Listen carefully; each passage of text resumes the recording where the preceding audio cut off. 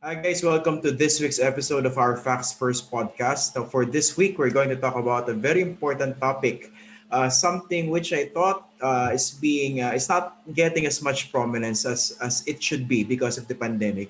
I'm talking about the ongoing drug war under the administration of President Rodrigo Duterte, and of course the very important component of community-based drug rehabilitation. Now, for this episode, we are joined by attorney Sikini Bok Labastilla to talk about his group's effort to promote community-based drug rehabilitation, which was quite prominent way back in 2019. We're going to ask him whether there was a law as far as the community-based drug rehabilitation program was concerned. Thank you, Attorney Bok, for joining us on this podcast. Maraming salamat po. Oh, thank you. Thanks for having me, Christian. Okay. So Attorney Bok Labastilla heads the Caloocan Anti-Drug Abuse Office, which implements the policy direction coming from the Caloocan Anti-Drug Abuse Council, or in CADAC. Yes. So office is called CADAW. And Attorney Bok is also the executive director of Cobra, a very interesting acronym or name, which stands for Community-Based Rehabilitation Alliance, a nationwide group, right? I understand, a network. Is that correct, sir? Yes. It is actually. Cobra was formed sometime in early 2017. It was basically it started as a conference, as they always do. We through, I think the main organizer there was an arm of the Bishop Businessmen's Conference called the Lost Sheep Initiative. So they sent out invites to best practices of community-based rehabilitation practitioners all over the Philippines. We had people from Davao, Cagayan de Oro, and we met inside Ateneo. I forgot the near Arupe building. So that was the start of the Cobra. Oh, sige. Eto, nung ko pa kayo gustong invite dito sa Facts First Podcast, kasi nga napapansin natin, talagang understandably, nakatutukan lahat dito sa pandemic response ng government. Lalo, patuloy yung pagtaas ng cases dito sa Pilipinas. Pero baka nakakalimutan natin na meron pa rin problema sa illegal drugs at nandun pa rin drug war. Hindi naman huminto yung addiction at hindi rin huminto yung pagpatay. Ngayon, gusto kong kumustahin, Attorney Bok, being one of the pioneers of this particular program here in the Philippines, yung community-based drug rehabilitation. Kumusta po ba? Nahinto rin po ba yung effort at this particular initiative? Well, the office still exists, no. So the good thing about having a budgeted an office that comes from an ordinance is tuloy-tuloy siya. So admittedly, during the start of COVID last year, no, more than 1 year na. So we were all shuttered, and then after a while, we decided to get back into our groove. But I have to tell Christian, my team was actually repurposed. I also head now the COVID command center for Caloocan City, and I brought the team with me. Well, it was a natural fit because we had the psychologists and the counselors. So at the time, no, tumataas na rin yung mental anxiety ng mga patients. So we started out as a counseling group. And at that time, luckily, that was when March start, that was March, right? So February, kaka-graduate lang namin ng last batch namin at that time. Last batch na community-based drug rehabilitation. Yes, we had the Carrots program. I think we discussed this in a previous conversation. So the Carrots is our community-based program. It stands for a community-assisted rehab and research outpatient training system. And that was so luckily. So we had a Balay Silangan program. We had the inpatient from the pre-bargaining system of the jail, and also with PDEA. So natapos namin February. No? Hindi namin in-expect na, of course, no one expected COVID to happen. So when COVID happened, we said, okay, let's refocus. Kailangan ng mga tao yung service natin. So, but then we had two teams, right? We have a team from the south, which is the main city hall, and the other team is in the north. Yun yung napatakbo ng Balay Silangan, no. So the team from the north, basically, so we had to find our way, and then we said, we met, and then we said, can we do this online? Our lessons, our classroom, can we bring this online? So sabihin yung dating parish-based drug rehabilitation program, inilipat nyo online. Yes, but yeah, it's in the south. It's mostly parish-based. In the north, since we had a facility there, because they have large barangays, so it's another setting, but it's all community-based. Right? So first thing we did is to actually make a survey. So miniting namin lahat ng mga barangays. And before that, we sent out a survey. Ilan ba sa inyo yung merong capacity to host Zoom meetings, for instance, or at least have people go there to your barangay hall and attend Zoom meetings? Kasi we recognize we made a survey among our parang students namin in the program, and like more than 80% didn't have their own access to Zoom. So they had their cell phone pero pang text lang talaga, no? Text tawag, wala silang Zoom. So that's what we did. We made a survey, and we met, and then when the survey first came out, less than 50% of the barangays had internet, right? So they said, you have to step up your game, hindi pwedeng tawag lang. So we said, can we meet a month later? So this was mid last year, and then he said, okay, we all have Zoom na, pwede na tayo. So that's when we saan tayo. So Teka, Attorney Bok, di ba yung lockdown started March 15 last year, no? Yes. So because of the lockdown, nahinto ba temporarily yung community-based drug rehabilitation? Well, kasi dati face-to-face yan, di ba? Yes. You have to spend several hours in a day. Yeah, that was the setup then.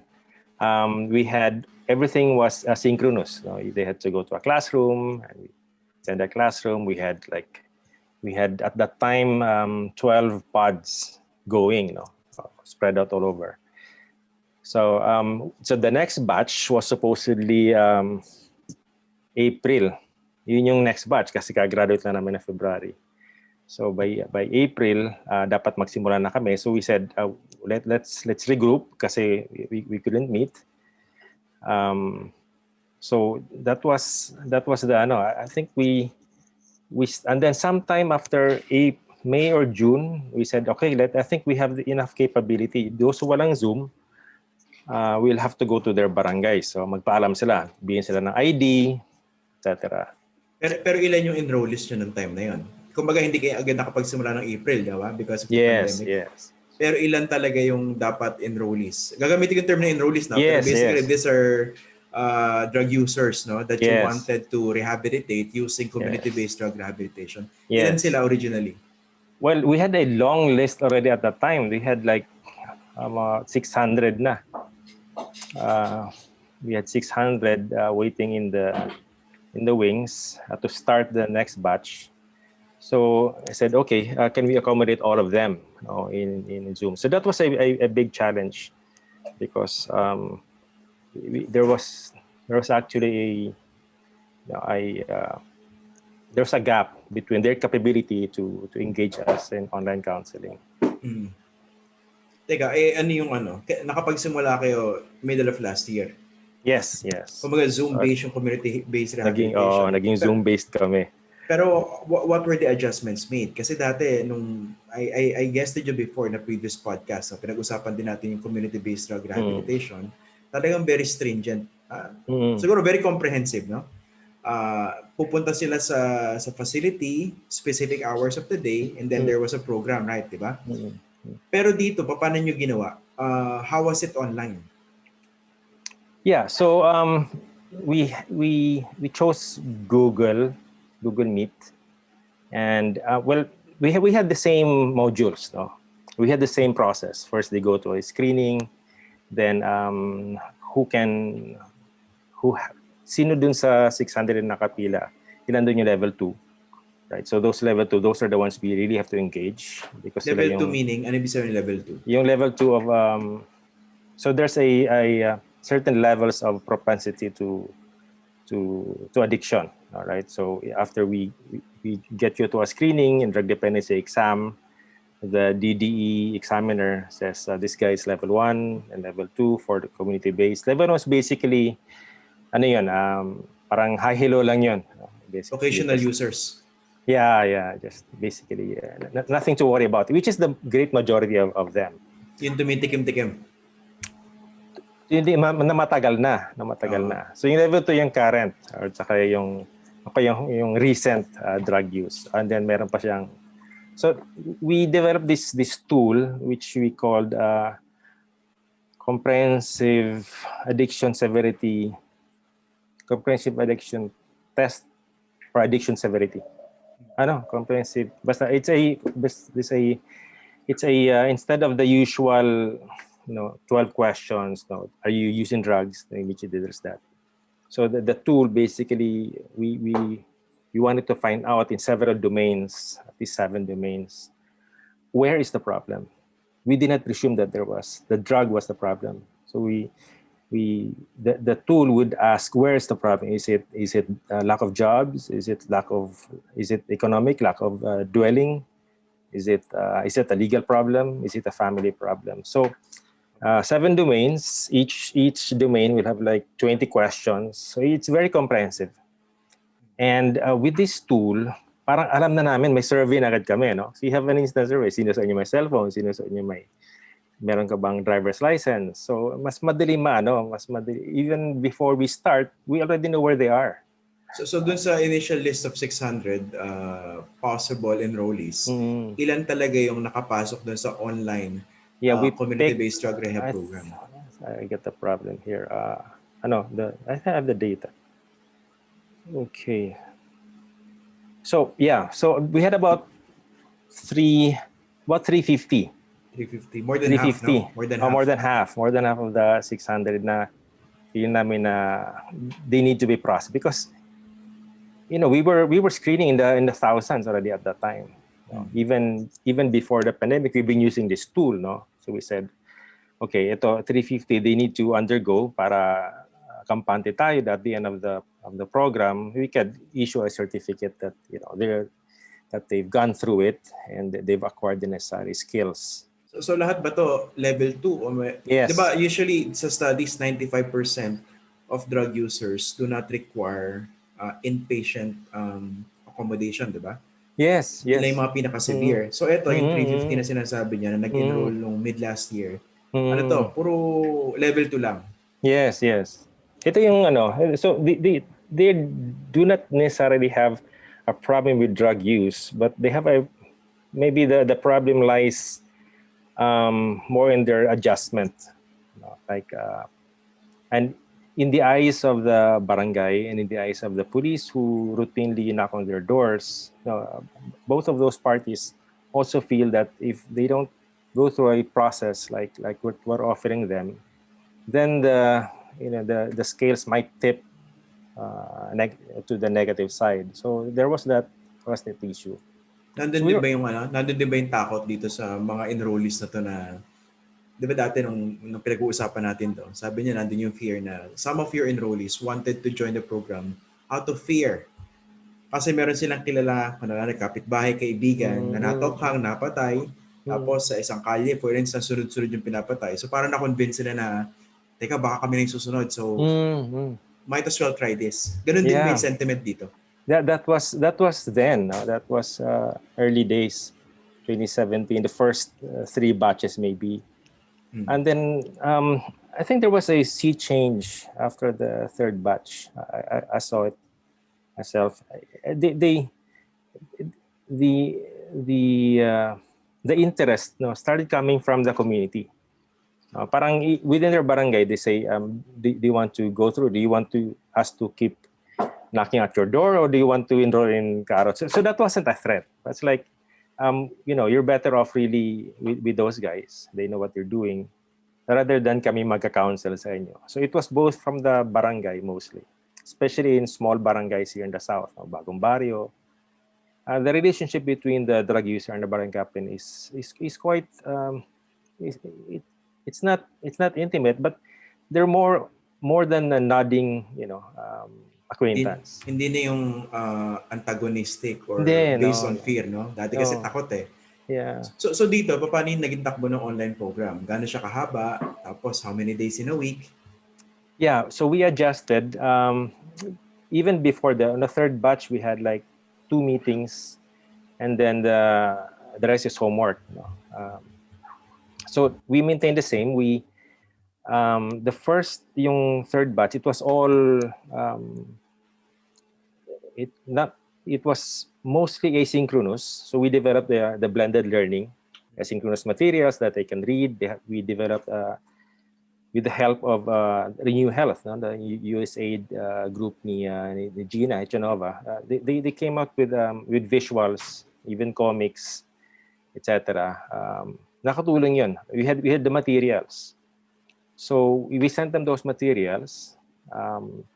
And then once a week, we'd go on a online class for 2 hours. 2 hours, okay. Yeah, 1 hour in the... So depende yun sa availability nung ano. So we had like 2 classes per pod. So at the time there were... Ano yung pod? Pod refers to... Pod is the class. It's a classroom. Okay. Yeah. So the pods that were running then were mostly in the north. So nag-ano kami. We had to adjust. From 12 pods, we went down into 2 pods kasi ano na eh, online na eh. Ilan yung students per pod? Per section, we had the usual. At that time, we had maximum 30. 30? Yeah. So hinati-hati niyo yung 350 into different pods. Into different pods. Tapos every week, 1 to 2 hours. Yes. 1 hour, 2 hours. Per section. So we had... Per section. So we had 30 sections basically. So we had the team that was in the north, si Lanch, Jonah, Mikey, Jaira. So there were 4 of them basically rotating in these lines. Sila yung facilitators. Yes, the pod leaders. So paano yun? Kunwari, ano yung nangyayari during the Google Meet sessions? Paano yung nagiging takbo niya?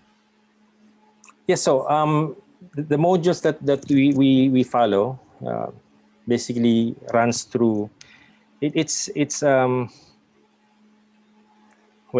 at first now I observed how it was not so interactive as I had hoped, mainly because of connection problems, etc. So, and then after a few sessions we say, can we flip the thing? That's like, pwede ba pagdating nila dun sa online class, ready na yung questions nila. So we flip the classroom basically. So instead of us giving them lectures, they said, you already have the reading materials. Can we just discuss your questions on what you think you did not understand during those? And then so there's the big challenge was yung icebreakers. We had a lot of icebreakers before, but which were very physical. Yung minefields, which like yung machinelas, nakakalat, and then you're supposed to blindfold. It's their favorite, establishing trust, building trust. So we found that hard to accommodate online because there was no classroom. So plus other challenges. So, but the main thing was the modules that we built with the Dr. Chanova's group, I think translated well online. There were questions that they had, and there was a lot of free sharing. Example, paano naging takbo? Ano yung mga usual na tinatanong? Tapos ano yung mga nakalagay sa modules? Ano yung nangyayari? Okay, so my favorite module, for instance, is building listening skills. Right. So how do you listen to people? What do you use mostly, other than your ears? Then you look at the body movements. So these are questions that we try to elicit from, the answers of which would be coming from each of them. So for instance, if you have this screen, so like 20 people there, so like, okay, can we split the screen into 2 groups? So ganun yung nangyayari. It's nahirapan actually kami doon sa, of course, the getting feedback, no? Sa paisa-isa lang, and then trying to mute them. So yung unang batch talaga nung last year was more of a I have to admit 80% would be coming from the facilitator. So what we did to address that gap was we didn't get enough response or interaction from them. Was we towards the end we scheduled now a face-to-face. We completo the acrylic kasi by that time patapos na rin yung EECQ, no? So we did that, and that was when the old practice we had with the 12 steps, and for them freely sharing ano po yung napagdaan nila during pandemic. Has there been any change? So yung program online na in-adjust nyo, gaano kahaba siya in all? Well, we started June. I have to. The usual program is like 4 months, but this one it started with the second batch. No, the batch before the pandemic is batch 6. Ito yung February na graduate, no? Yes. No, that was batch 5. Batch 5. Yes, and then tumagal na siya, and then we started in June, and we that went on for 4 months, and then after that we had another batch which graduated just last month, March 19. Okay, so dito during the pandemic, ilan yung napag-graduate nyo all in all? Well, batch 6 we had 339. Nabawasan yung 350. Yes. Yun yung mga nag-drop out. May drop out pa rin talaga. Sige, so nakagraduate ka ng 339 for batch 6. Yes. Tapos itong recent, ilan yung graduate nyo? This one is much smaller, 99. 99 yung batch 7. Pero kahit pa paano nakapagpag-graduate kayo, no? Yeah. 2 batches. Yun nga, nahirapan talaga kami dun sa... The online thing wasn't as... even ourselves, no, parang kami, we were looking for the perfect blend between getting your attention and just being droning on in lectures, etc. So parang okay, we decided let's really scale down and let's just have a quality education after that batch. So there was, instead of just 2 hours online, we had 2 hours online, and then we had another 1 hour face-to-face. Every week ba yan? Every week din. Every week. So nakita-kita? Yes. Total ng time na hindi na naman ECQ or MECQ. Nag-ano na rin. But what's really, I found that it went beyond Caloocan. Like friends and even and office mates would say, I have this problem because friend of mine is from Bulacan, and there's no program like this in Bulacan. Can they take up your class? Online naman kasi, no? Online, So kahit yung nasa sabi ko. So in fact, yung last batch namin, naging 2 na kami. Nagkaroon na sa Bagong Barrio, then ako na sa North. Then I said, well, it would have been better last time. Pero would you like to, if you like, enroll ka, pero meron ng face-to-face this time. Sabi niya, sure. Just give me an ID so I can get through the police in Bulacan, just to see na pupunta ako ng Caloocan. So kumalat siya. And even recently, someone from Baguio. Baguio said, I really want to go back to Caloocan. But I know that my name is on the watch list. And I confirmed that it was in the watch list. I said, so what makes you? I said, baka pagbalik ko dyan, ganun din, I face the same TOCAM problem. Sabi ko, you have this online program, would you like to enroll? Sabi niya, sure, I'd very much like that. So these are professionals, no? Hindi sila the old demographics, no? One is an ophthalmologist, the other one is an engineer, well employed. Sino yung taga Bulacan? That's the engineer. And then the Engineer yung taga ophthalmologist. Bulacan, Yes. ophthalmologist yung taga Baguio. Oo. And then they got wind of this online program, so nag-enroll din sila. Yes. Part sila ng nung batch 6 o tong pinakahuli? Nung pinakahuli, the engineer is batch 7. In 99, nakagraduate siya. Yes. Yung Tapos, officer will just be starting. Batch 8 na. Batch 8 siya. Okay. So ibig sabihin, isa to sa mga advantages, isa sa mga buting na idulot ng online. Pwede na siyang hindi limited sa mga taga Caloocan. Yes, actually, okay. Yun yung nakita naming nung nakita kasi word got around this call ganyan, can you accommodate us? The old problem is how can I get out of the watch list? That's still the problem now. So before the pandemic, among Kamanava, we had this group chat, ADAC heads and NCR. So sa Kamanava, very active yung PDA at that time. He said, there's actually a way there's a delisting protocol, no, under the new memo of dangerous drugs board, and I think we have the method on how to do that. So we met. This was January last year. And then that's what we proposed. No, each council will now submit a certification that these people in the watch list have completed a program. They've secured a certificate from the program director, certified by the medical director, etc. And we are now submitting it to PDEA for delisting. So the council that's the value of the council, and it will now be up to PDEA to process the request for delisting. Example, tong graduates nyo yun, 339 tapos yung 99, lahat ba sila na-delist na, hindi pa?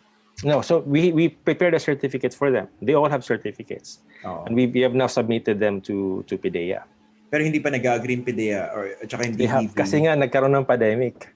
Pero ano na ba yan? Meron na ba agreement dyan na pag na-certify na namin at talaga naman na complete yung program, automatic may delisting? That was the agreement among the Kamanava ADACs. And the PDEA agent said, we'll submit it to our legal. I said, but it's there in your DDB protocol. That's the law. So you have to follow that, right? So dapat, by law, madelist na sila? Yes. Okay.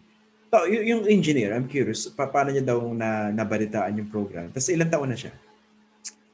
He's 46 last time he spoke. So, bakit siya? Parang, what convinced him to take up the program? The thought was at the time he wasn't on any list actually, but I think it was his wife who knows someone who knows, like friend of mine, and then I said we're on the fence whether to bring him to a inpatient facility, but because at that time there was no inpatient facility, basarado yung mga rehab programs They were the only one severe running. Ba yun sa kanya? Para so yun nga, mag-ano tayo, let's have an interview. Was it really severe? Because his wife was already worried that he was getting on in drug use, that maybe he needed help that the family couldn't provide him. So if it's possible, and then nakarating na sa police sa kanila, and the usual story. And the police said, if you don't address this problem, this might scale, and we'll have to report you. We may not have to include you in our list. So, kumusta na siya ngayon after graduation? He is okay. He even brought in a friend. Nag-recruit pa. Doon sa next batch na. Hindi, dalawa sila nag-classmate. Sabay sila. Taga-Bulacan din? Taga-Bulacan din. Kasama sa nakagraduate. Aba, may buti na idulot pala. Kaso, tulad nung kasi ito, ang perspective ko rito sa online program, katulad dun sa mga nangyayari sa schools, di ba? For example, kami sa USC, dun is a journalism program, I also teach there. Nandun pa rin yung concern na baka yung online teaching, yung synchronous tsaka asynchronous, might not be as effective compared to the previous setup prior to the pandemic. Dito, paano nyo na monitor yung on whether the program is effective? Kung talaga bang nawawala yung addiction o yung dependence after the program? Well, yeah, that's really the that's the $1 million question, because the question is, do I feel we did enough for me to certify that they've completed the program. So that was the tools that I think were helpful to us. Itong diagnostic tools, no? It's comprehensive. So we do that before they come in, and before they graduate. So, and then the value of having an organization like ours is the psychiatrist gets to talk to every one of them also online. So doc, pwede na ba talaga? I was actually surprised with the big number in the first batch, kasi she signed off on the completion rights. So like baka naman nag-diploma mill lang tayo dito, no? And then wala pala talaga nangyari, di ba? So that was the real issue. And then he said, well, ang usapan namin, meron pa namang aftercare. We still have, at least a year to go through with them, check up. There's still gonna be a online, sessions during the aftercare. Pero may ano ba yan? May drug test after to check whether... No. Walang ganon? Wala na. We've refrained from that's actually a benefit for me and for the program, other than the fact that the drug tests were now diverted to better use, which is barangays. If the barangays want to say na, okay, magpapadrug clear kami, one of the requirements is lahat ng empleyado ng barangay are not positive from drugs. So ginamit namin doon. Dati kasi even before dispatch, parang drug test was voluntary. Hindi na siya requirement for you to proceed or not. So yun yung nawala. Yun yung, kasi dati we had lots of opportunity for them. If we're there, they just go up and say, ma'am, sir, parang nadulas yata ako. What can we do? So it's not a hindrance to continuing now, because nadulas meaning parang nakagamit. During the program. Because that was never really a big issue, as long as the mere fact that you keep attending and you're not, we have very low expectations actually. You're not in jail, you're still alive, and you're still attending the program, and you're still talking to us, and you're doing your homework. You're hindi ka naman masyadong pabaya. These are very very basic touchstones. So how do you know whether they're doing the work that they're supposed to do during the asynchronous setup? Yung binabasa ba talaga yung modules? Some quizzes are there, but very very simple actually. We're just happy that they're showing up, and that they're not in jail. That was a parang if they do say, okay, we finish the self session, can we go to the family session, and you bring your family to the next session, even online, we talk to them. Doon pa rin yun, tuloy pa rin yun. Sige. Ito, of course, tinanong ko yung mga concerns because of the online setup, no? Kwentuhan mo naman kami tungkol dun sa success stories talaga.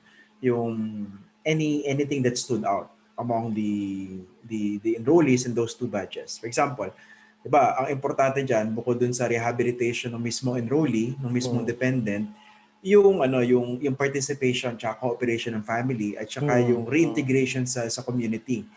They have any specific yung parang kwento on how this actually became a good news in terms of rehabilitating a person, including the family? Yeah. So, well, I've actually been, unlike the previous batches, my personal involvement was not so much, except for this engineer, again, in Bulacan, because that he came to me personally, and how I met the family even before he got into the program. Gaano raw ba kalala yung previously, bago siya nag-enroll? Gaano ba kalala yung situation nila? He was mixing he was both getting into alcoholism and also and getting on, tumataas na yung shabu consumption niya. I think at the time nasa 1,000 pesos per week, which is not so high, but compared to the other enrollees mataas-taas na. So he was using like once or twice a week. Not really binges, but it was being problematic kasi the first thing we tried to address is, mag-clashing yung drugs niya eh. Upper tsaka downer. Alcohol is downer and meth is upper. So he has to choose, di ba? Bakit daw siya napasok sa ganung situation? Bakit siya nag-drugs? Bakit siya nag-alcoholism? That was the magandang barkada nila doon eh. They had may regular pusoy group yata sila or something. So during pusoy nagkakaano. So it was a regular group thing. His group basically used those pampadagdag tama, sinasabi nila. Parang peer pressure. Yes. You're surprised, even at that age. 46, di ba? You said 46? Yeah, 46. Gaano raw katagal na siyang gumagamit? Tagal na. More than 20 years. More than 20 years. Mm-hmm. And then, prior to his enrollment, how had this been affecting his family? Not at all. Yun na nga, parang he was able to maintain. Hindi naman siya, it's like, he wasn't addicted. He was just having a good time every week, every Friday. Ang nangyari, nung nagsimula si pandemic, he started working online, napapadalas. Diba? So the drug supply never really went down. So there's still a lot of sources to choose from, even in Bulacan. So parang napansin na niya, pati napansin na ng family niya. Teka muna, parang, dati pag nag Friday party, by Saturday afternoon, okay na. Ngayon, tulog na siya buong Saturday. He going to Sunday. So. At sa bahay siya gumagamit? Yeah. Dati, dun sa Pusoy Group? Yes. Ilan ba ang anak niya? Marami. But all of them were basically just nasa iba-iba na. So what finally convinced him to? Yun, the combination of the wife coming to us, and then si police mismo becoming interested in him personally. Kasi, natunugan na siya ng police? Oo, natunugan na. So nandun din yung fear, may takot na rin. Yes. Okay. Pero okay naman yung family nila, kumbaga middle class, well-off. Yeah, they're all working. Lahat sila, even the kids are well employed. They married early.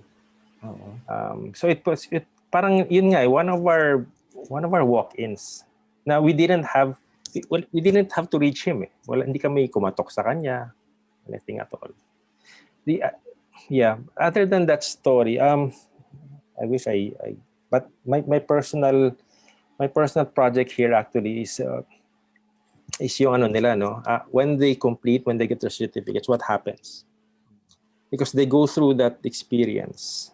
It for a lot of them, bago yung approach okay, for 4 months it was quite intensive, especially for the pandemic. So we started finding champions among each batch, among each pod, and then see if you can represent your pod in a we still not sure what form or organizational form to take. Is it a cooperative or an NGO? Maybe NGO, because remember that girl I told you about, Karen. Yung una. Yes. Oh, yung unang-una. Nakausap ko siya mga 2 to 3 years ago, I think. With Father Filoni, di ba? Yes, Father Filoni. So can we develop a female, a cadre of female graduates? Yung muna, that will be your talk. Pero as far as I'm concerned, it should be like a Carrots Alumni Association, like NGO or maybe a co-op, but it should be an NGO. Because we have a model in Cebu, Cebu City. I don't know if you've heard the group I Do Care. I Do Care is I Do Care. Yes. So si Panky has been they've been interacting itong grupo. Sabi, can we do something like that? Kasi sila, di ba? They're health workers, health advocates. So that's I think the next work here. Really group them together and see if they can organize themselves. Start a business or start to be more productive. Yes, start members of society. Start a bakery. I don't know if I told you about the baker, right? Hindi pa. Si Dodong. Hindi pa. So we had this baker. He was employed with he used to work for Gardenia. So magaling siya gumawa ng tinapay. I met him in one of our jail visits. Beside him to si Dodong and then binilan siya ng warden ng sarili niyang equipment. So he can bake bread for the inmates. For the inmates, for the PDL. And then even for so binigyan na siya ng assistants. Para being a master baker, he had like 3 or 4 assistants. And it became lucrative that they even started selling pandesal outside of jail. Sa Cebu daw, sa Cebu? No, here. Dito. In Caloocan. Caloocan. Okay. Kasi inabangan ko to kasi talent di ba? Inintay mo makalabas? Oo. Talagang tinutukan ko yon. He wasn't involved in drugs. He said, tutulong ako dun sa nyo. Kasi magte-train na lang tayo ng mga assistants so we can start our own bakery. Right? So that was the idea. And so yung mga ibang graduates ng program, ng community-based drug rehab, naging assistants na sa bakery? Yes, basically apprentice, di ba? We start parang gayahin namin yung setup niya dun sa kulungan. So nga pala, it's good to hear all those success stories, no? Pero during the pandemic, we were looking at the figures, no? Hindi naman talaga huminto yung patayan sa drug war, di ba? Ano experience niyo sa Caloocan? Ganun din ba talaga? As in tuloy-tuloy ng patayan despite the lockdowns? Tapos yung supply ng illegal drugs, hindi rin ba nabawasan? Based on the accounts of the people that you're dealing with dito sa program. The supply was there, but because I saw the article of Inquirer, I think that killings will continue. Then I asked the people on the ground, and even because if you get data from PNP, you won't get any. They've stopped counting, di ba? Hindi na sila nagbilang. So saan ka kukuha ngayon ng data about that? It's from the death certificates. So we're still collating those data. But I have to say, the last time I checked, yung death from gunshot wounds, which was my main factor for counting it as a Tokang-related death, is bumaba. When pandemic started, bumaba yung number namin from gunshot wounds related. Because that was the favorite method of execution at the time, right? So I can't say that we have zero because I have to look at it again. But when I looked a few months ago, less than 10 actually, less than 10. So we you have to extrapolate what was you have to investigate. Ano ba to? Gang? Was it a suicide? Was it so? You have to engage the medical examiner there to get the real story. Yes, get the real story. Well, sige, maraming salamat Attorney Bok Labastilla for joining us dito sa podcast. Always a pleasure, sir. Thank you. I hope this could also be seen by others who might be needing a similar help from your group. Kasi nga, maganda yung sinabi mo na medyo it's catching fire, no? Even outside Caloocan City. And we hope that this actually becomes effective, no? Kahit online, despite the pandemic. Maraming salamat, Attorney Bok, for joining us. Thank you. Thanks, Christian, again. Okay. And that's our episode this week on our Facts First podcast. You can catch this podcast on Apple, Spotify, Google, and Stitcher, or wherever you get your podcasts. Available din po tayo sa YouTube. See you again next week for another edition of our Facts First podcast. Thank you very much for joining us.